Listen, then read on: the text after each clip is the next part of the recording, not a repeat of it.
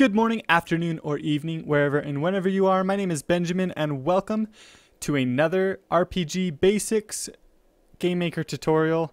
And this time, in this tutorial, we're going to be fixing the dashing. Because if you remember, in the previous tutorial, we had issues where no matter which direction we're facing, if we weren't moving, the character always dashed to the right. So we're going to be fixing that, and we're going to start the setup for the player's stats. So kind of more the RPG elements are going to start coming into play other than just kind of the action RPG part, which is just the attacking. We're going to start stuff like a level and stats, HP, attack, things like that.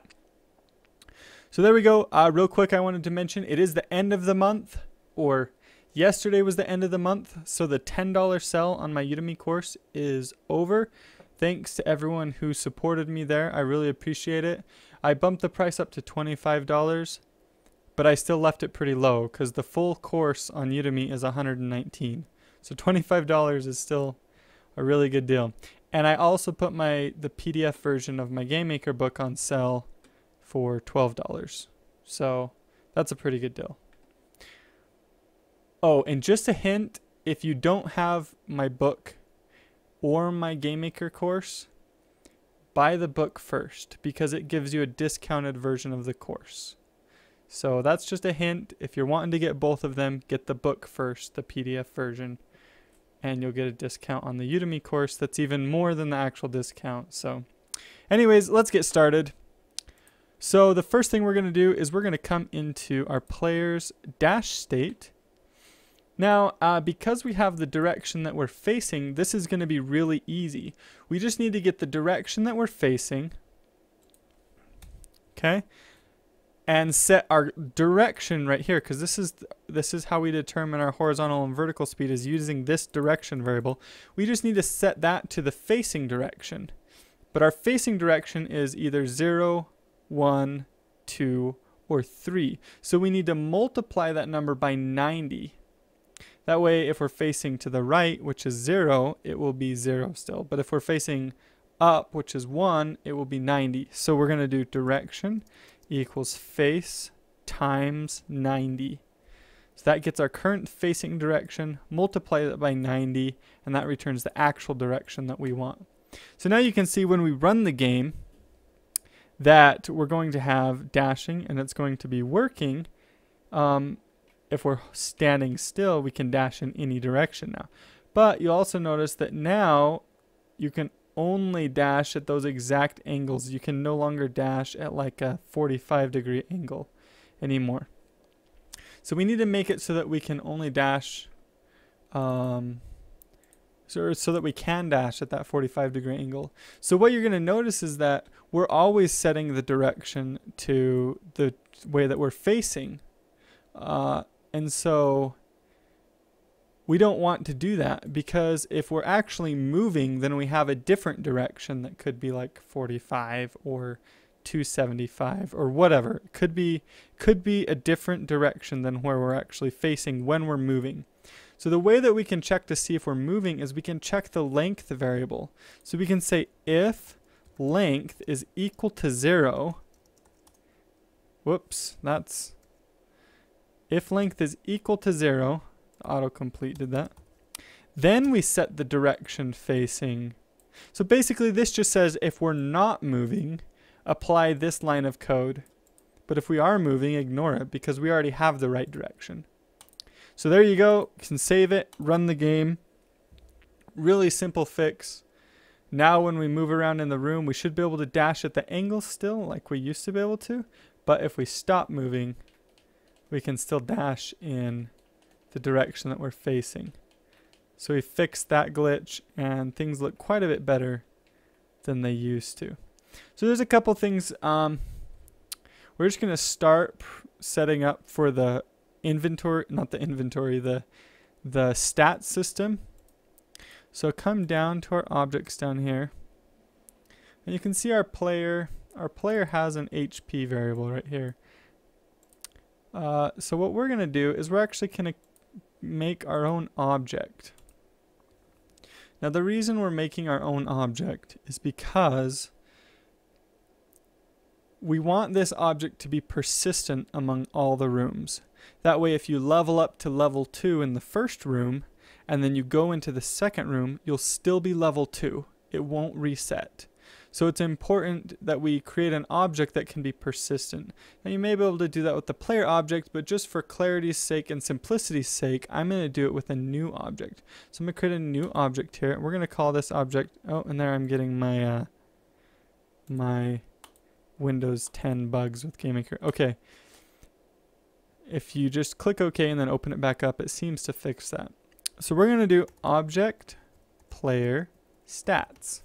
Stats, not status. And we're going to set and make this object persistent. Now what that means is that when you move between rooms, right now we only have this one room. But let's say we had multiple rooms for different levels, lava levels, forest levels, mountain levels.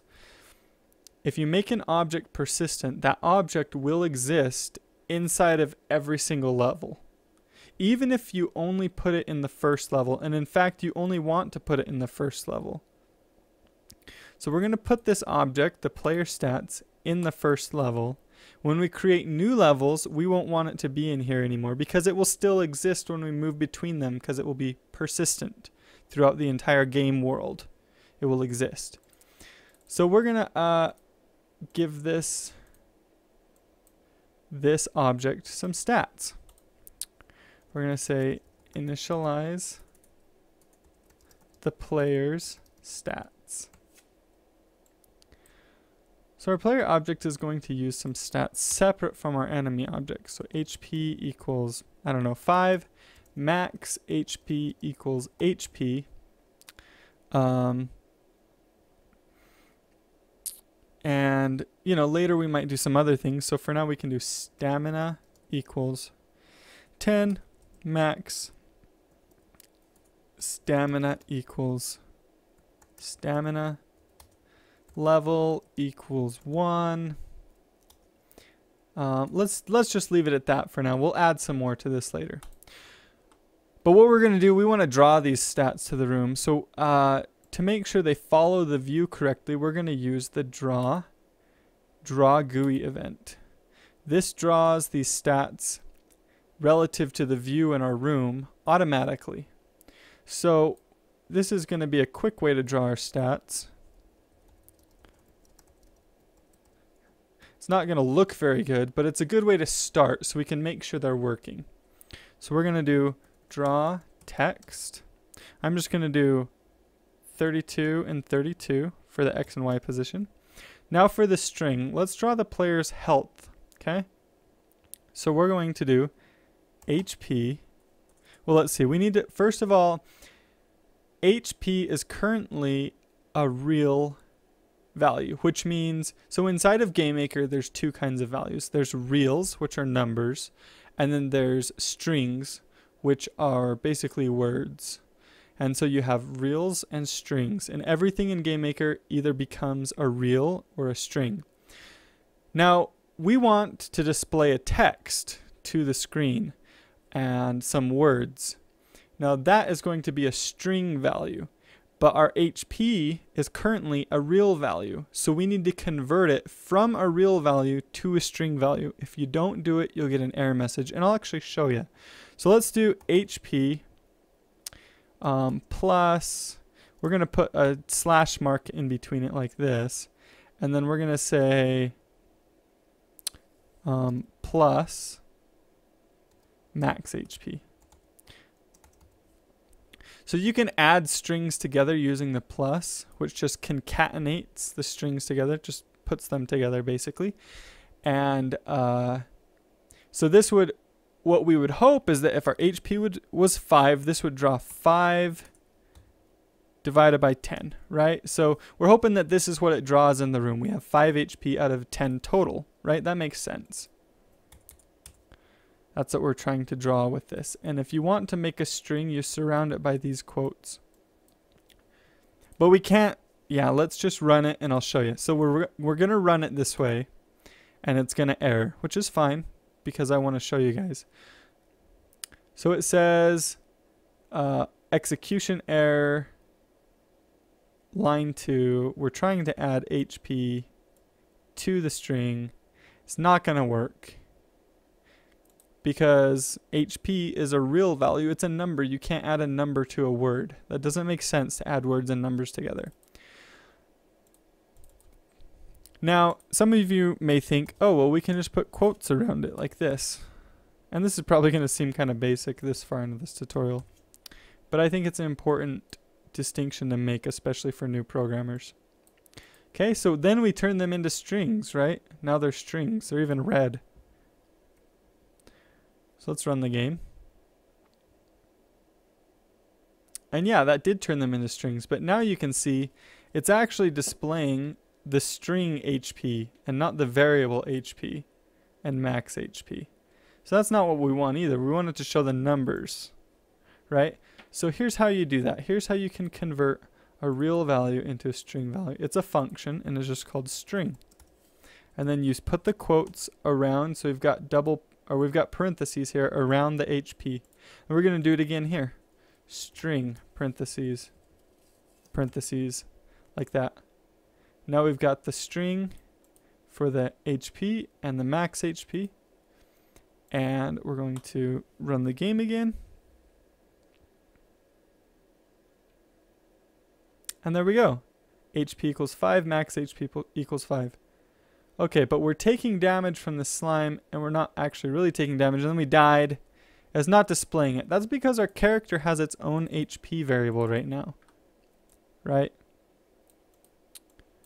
And so it doesn't really work because we're not actually showing the HP for the player stats. Now there's a couple of different ways that we can do this. Because we're using the same damage object and we have a collision with the lifeform parent, it is a little bit tricky, you can see here. Because then, you know, we're not exactly sure whether we've hit the player or whether we've hit an enemy. But what we can do is we can actually duplicate this collision event. Collision with the player. Now what happens is we have a separate collision event with the player that's going to override the base parent collision event. So we can override the player's collision event. Instead of saying other.hp minus equals damage, we can say object player stats dot HP minus equals damage. Then everything else is going to be basically the same. Now we should be able to run the game again. And we should be able to take damage now. Boom, we took damage. Okay? It's working. But now we have the opposite problem, which is that we can't actually die anymore. And our HP goes into the negatives. You can see it up there in the corner, going into the negatives. It's also really kind of tiny and hard to see, but that's okay for now. We won't worry about that. So let's go into the player object now. Now the player object is inheriting events from the life form, right? Yep, it's inheriting events from the life form, which all this does is control the depth and check for the destroy. If HP is less than or equal to 0, instance destroy. Well, we don't really need to inherit that event. We're going to kind of do it ourselves. We're going to remove this and we're going to override it because now the player has its own stats object. It's kind of different from the other enemies in the world. So we're going to say depth equals -y because we want to make sure that we run that same code. And then we're going to do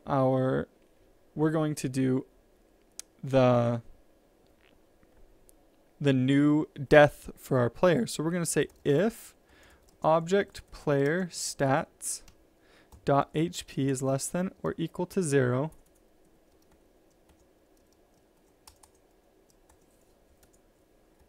instance destroy. So now the player has its own death check. Check. Whoa, my fingers are in the wrong spot. Check for death.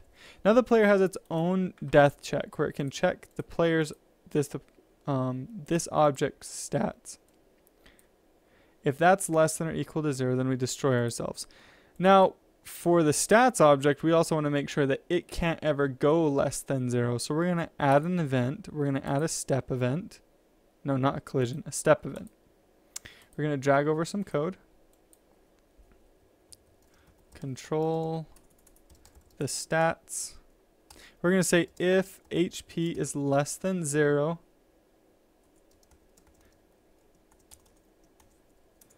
HP equals 0. There we go. Now our health should never be able to go into the negatives like it was. You saw. Okay.